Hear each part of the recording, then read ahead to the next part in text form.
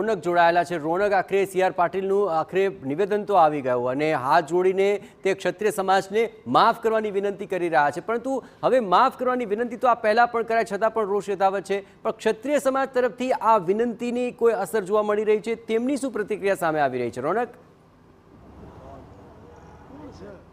जी बिल्कुल जे प्रकारे पाछला કેટલાય કલાકોથી ગાંધીનગરમાં હાઈ પ્રોફાઇલ જે બેઠકો છે તે ચાલી રહી છે અને આવતીકાલે ક્ષત્રિય સમાજના આગેવાનો સાથે બેઠક કરવાની વાત કરવામાં આવી રહી છે। તેની સાથે સાથે ક્ષત્રિય સમાજે આજે પણ જે અમદાવાદ કલેક્ટર કચેરી છે ત્યાં આગળ આવેદનપત્ર આપ્યું છે। કરણસિંહ આપણી સાથે હાજર છે, તેમની સાથે વાત કરીશું। જે પ્રમાણે CR પાટીલનું નિવેદન સામે આવી રહ્યું છે, આવતીકાલે બેઠકની વાત છે, કઈ રીતે આ તમામ વાતને જોઈ રહ્યા છો? 9 દિવસ થયા છે તેમ છતાં પણ રોષ હજી સંવાદનું નામ નથી લઈ રહ્યો। કરણસિંહ ચાવડા, પ્રમુખ ગુજરાત ક્ષત્રિય સભા સંકલન સમિતિ કોર કમિટીનો સભ્ય।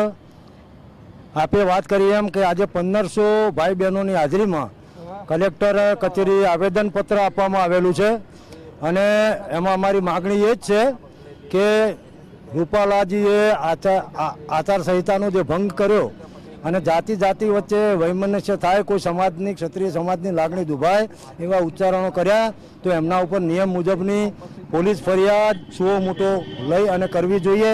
અને આપે જે વાત કરી કે CR પાટીલજીના ત્યાં ક્ષત્રિય સમાજના આગેવાનોની બેઠક થઈ, તો હજુ સુધી અમને સંકલન સમિતિને આ બાબતની કોઈ જાણ નથી, પણ લોકશાહી એ સંવાદની પ્રક્રિયા છે, એટલે કદાચ અમારા રાજકીય આગેવાનો ભારતીય જનતા પાર્ટીના આગેવાનો આજ મળ્યા છે અને અમને કોઈ જવાબદારી સોંપી છે અને એ અમારા સુધી આવશે તો આવતીકાલે અમે જરૂરથી મળીશું અને એ મિટિંગમાં જે પણ નિષ્કર્ષ થશે એ આપ મીડિયાના મિત્રોને અમે જાણ કરીશું। ચોક્કસથી આવતીકાલે સંકલન સમિતિની બેઠક થાય તે પહેલા આજે ખૂબ મોટી કોર કમિટીની બેઠક છે સંકલન સમિતિની, તે આપ કરવા જઈ રહ્યા છો।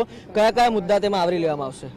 ના, અત્યારે હાલ તો કોઈ કોર કમિટીની બેઠક છે જ નહીં, પણ અમારો એપ્રોચ કરવામાં આવશે તો જે મુદ્દાઓ અમે અગાઉ પણ મૂક્યા હતા એ બધા મુદ્દાઓ એ સરકાર તરફથી પ્રતિનિધિત્વ કરતા અમારા રાજપૂત સમાજના ભાજપના આગેવાનો આવશે તો એમની સાથે પણ એ મુદ્દાઓ અમે મૂકીશું અને અમારી જે માંગ છે એ તો આજની તારીખ સુધી જારી છે કે પુરુષોત્તમ રૂપાલાજીની ઉમેદવારી રદ કરવામાં આવે। આજે જે બેઠક થઈ એમ પ્રાથમિક રીતે તેમાં જોઈએ કે માફી માંગી લીધી છે, સમાજ મોટું મન રાખીને માફ કરે, પરંતુ તેની સામે તમારી જે માંગ છે તે ઉમેદવાર બદલવાની છે। ક્યાંક ને ક્યાંક ભાજપ પણ આમાં ઢીલું મૂકવા નથી માંગી રહ્યું, ત્યારે આપની આગામી રણનીતિ હવે શું હશે?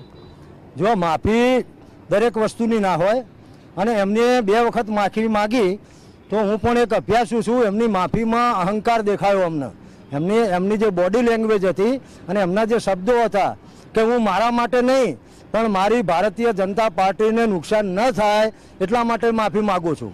પછી દલિત સમાજના જે કાર્યક્રમમાં ગયા હતા એમાં પણ એ બોલ્યા કે ભાઈ આ તો કોઈ કામનો કાર્યક્રમ હતો જ નહીં, આ તે એમને બંને સમાજનું અપમાન કર્યું છે અને તમામ સમાજ, કારણ કે આ તો બેન બેટીની અસ્મિતાની વાત આવી એટલે ગુજરાતના તમામ સમાજો અમારી સાથે જ છે, એટલે માફી તો આપવી હોય તો ક્યાં નહીં આપી દીધી હોય, એટલે એ કોઈ અત્યારે હાલ પ્રશ્ન રહેતો નથી।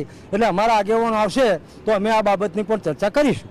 ચોક્કસથી આ છે કરણસિંહ, ક્ષત્રિય નેતા, જેઓ કહી રહ્યા છે અત્યાર સુધી કોઈ પણ પ્રકારની ચર્ચા તેમની સાથે કરવામાં નથી આવી, પરંતુ જે મુજબ અત્યારે રૂપાલાએ જે ઉમેદવાર છે તેમણે માફી માંગી છે તેમાં પણ તેમનો અહંકાર જોવા મળી રહ્યો છે। ચોક્કસથી સમાજ માફી આપવા તૈયાર હોત, પરંતુ જે અહંકારી વાત રાખીને જે માફી માંગવામાં આવે છે તેને લઈને પણ અત્યારે સતત વિરોધ છે। ત્યારે આવતીકાલે જે પ્રમાણે બેઠક મળવા જઈ રહી છે, શું ચર્ચા થાય છે, ત્યારે તેના પર જ સૌની નજર રહેશે।